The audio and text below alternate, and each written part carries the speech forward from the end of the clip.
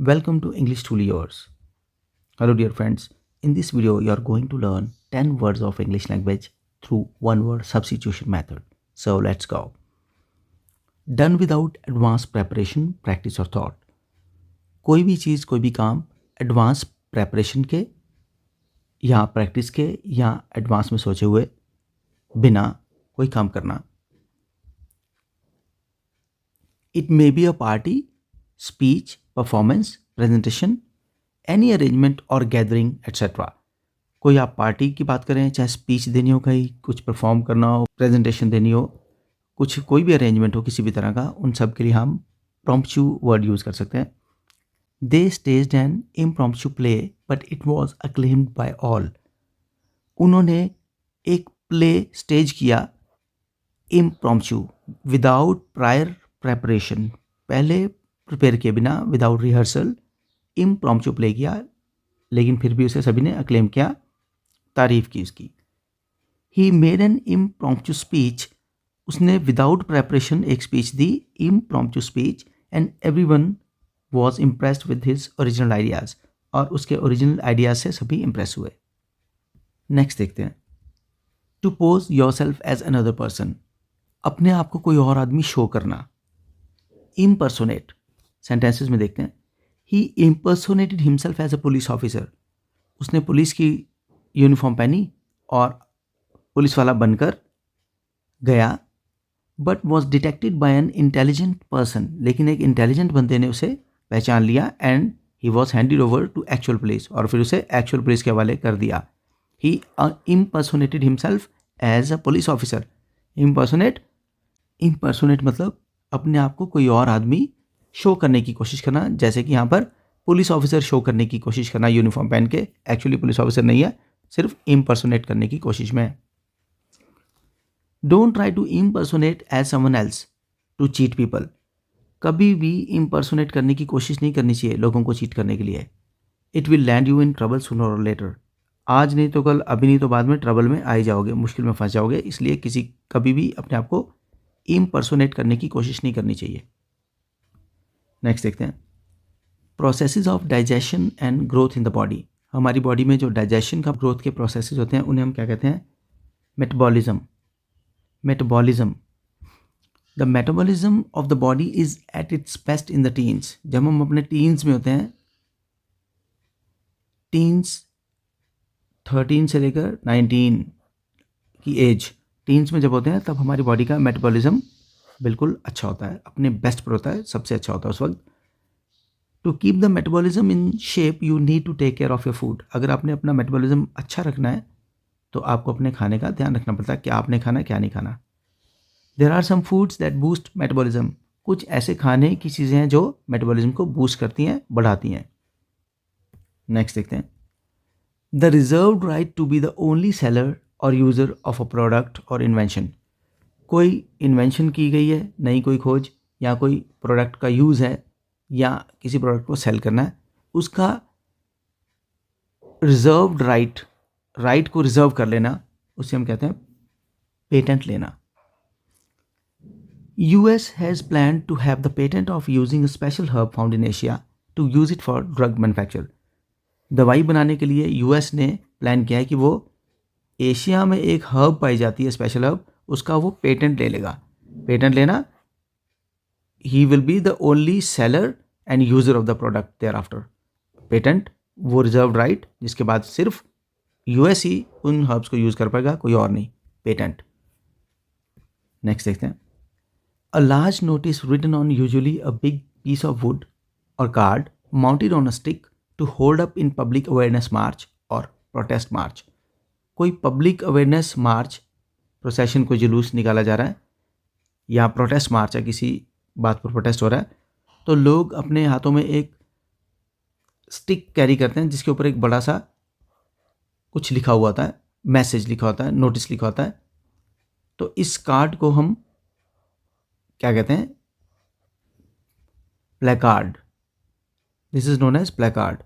The students holding placards save trees. Save trees वहाँ पर लिखा होता है प्लेकार्ड्स पर. The students holding placards save trees marched through the streets of the town yesterday. पिछले कल टाउन में से उन्होंने एक प्रोसेशन निकाला, एक मार्च निकाला जिसमें उनके हाथ में प्लेकार्ड्स थे जिनके ऊपर क्या लिखा था, सेव ट्रीज, और साथ में स्लोगन भी शाउट करते हैं फिर जनरली, प्लेकार्ड्स। नेक्स्ट देखते हैं, a large business having many diversified companies as its participating units. एक बड़ा बिजनेस है, उसके बहुत सारे सब यूनिट्स हैं, छोटे छोटे यूनिट्स हैं, डाइवर्सिफाइड यूनिट्स या कंपनीज हम कहेंगे उनको, अलग अलग टाइप की भी हो सकती हैं लेकिन एक ही ब्रांड नेम से चलती हैं।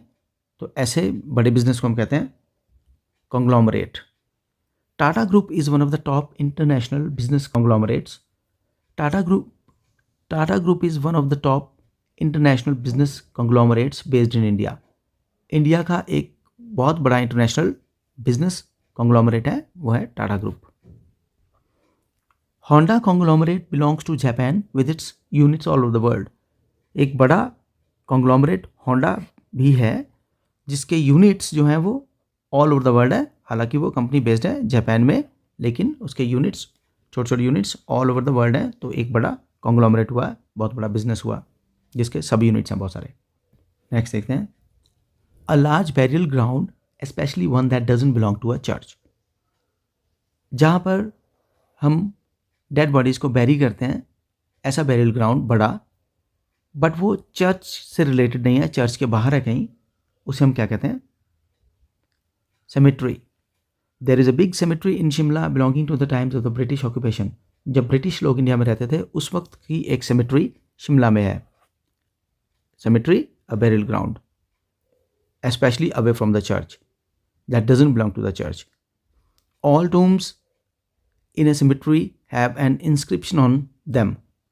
जितनी भी tombs cemetery में होती हैं उनके ऊपर एक inscription लिखा रहता है कि वो कब की है और किसकी है, नेम एंड ईयर लिखा रहता है, of the person who has been buried inside.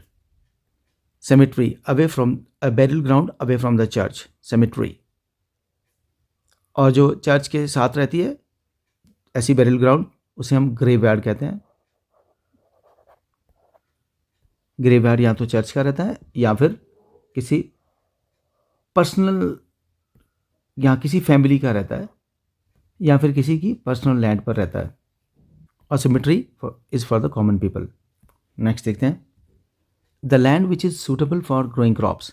ऐसी लैंड जो क्रॉप्स को ग्रो करने के लिए सूटेबल है, अच्छी है, उसे हम कहते हैं arable land.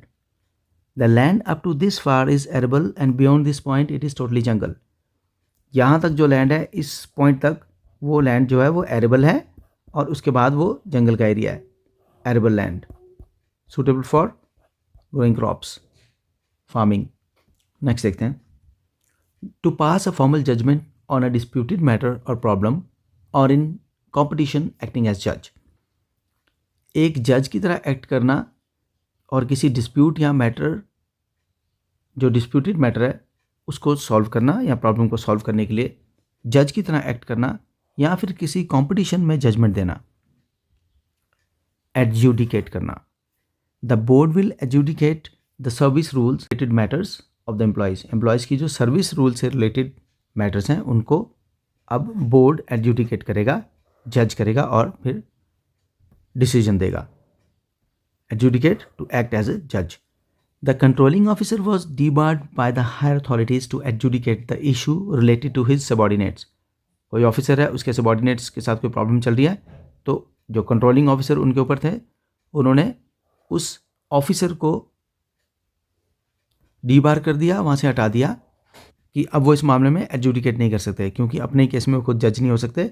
And was excluded from the panel until the resolution of the stated issues. जो भी प्रॉब्लम्स इश्यूज थे, जब तक वो रिजॉल्व नहीं हो जाते, सॉल्व नहीं हो जाते, तब तक वो पैनल के मेंबर नहीं रहेंगे। अब he cannot adjudicate, he cannot act as a जज in that case. Of a court to absolve or set free a person with full honours after finding him innocent in the case. अगर किसी पर कोई इल्ज़ाम लगा किसी person पर और कोर्ट उसे इनोसेंट पाती है केस में और फुल ऑनर्स के साथ उसे फ्री कर देती है, छोड़ देती है, फुल ऑनर्स के साथ बाइज्जत बरी करती है, एब्जॉल्व करती है, तो उसे हम कहते हैं एक्सोनरेट करना। The man accused of abetting the murder of his boss was finally found to be innocent and was exonerated by the court. और कोर्ट ने उसे फिर exonerate कर दिया. आदमी जिस पर अपने बॉस का मर्डर करने का इल्ज़ाम लगा था, कोर्ट ने पाया कि वो बिल्कुल इनोसेंट है उस केस में वो पर्सन, और उसे उन्होंने छोड़ दिया, आज़ाद कर दिया, बाइज्जत बरी कर दिया, exonerated. He was set free with full honors. So dear friends, ये थे आज के आपके वीडियो के 10 इंग्लिश के नए वर्ड्स. आई होप आपको अच्छे से समझ में आए होंगे. अगर वीडियो अच्छा लगा हो तो लाइक, शेयर और कमेंट करना ना भूलें, और चैनल को ज़रूर सब्सक्राइब करें. Thank you. Thanks for watching.